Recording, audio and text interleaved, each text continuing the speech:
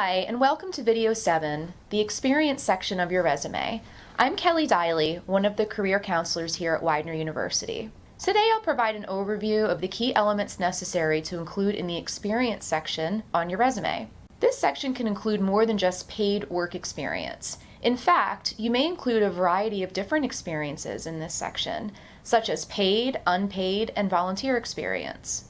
You may decide to include your volunteer experience in its own section, but if the volunteer experience is relevant to your major or your career goals, you should include it in this section. Consider breaking your experience into sections, such as relevant experience and other experience. The relevant roles are more directly tied to your career goals, while the additional roles show grit, stability, and work ethic, and are important too, especially if you're working to finance your education, for example. When it comes to experience that you may have gained in high school, a general rule of thumb to keep in mind is to remove this experience from your resume once you're a junior in college, unless it is specific to your career goals and you feel that it can really benefit you by keeping it on your resume. Remember to be specific and provide examples to back up your statements.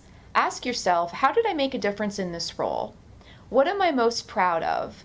What skills did I develop? Focus on transferable skills as opposed to the tasks you performed.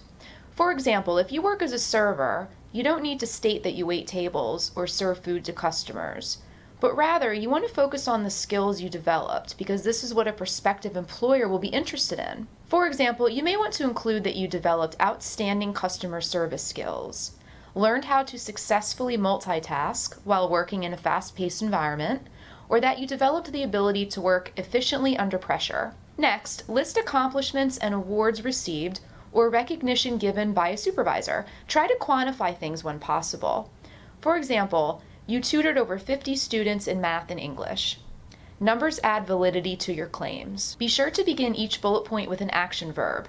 Use some of the examples provided on this slide as opposed to just using helped or assisted. Lastly, sell yourself, but eliminate exaggerations. Always include the name of the company where you worked, or the name of the not-for-profit organization if it's a volunteer position, as well as the city and state, your title, and the dates you worked there. Be sure your bullets are in present tense if you still work there, or are in past tense if you no longer work there.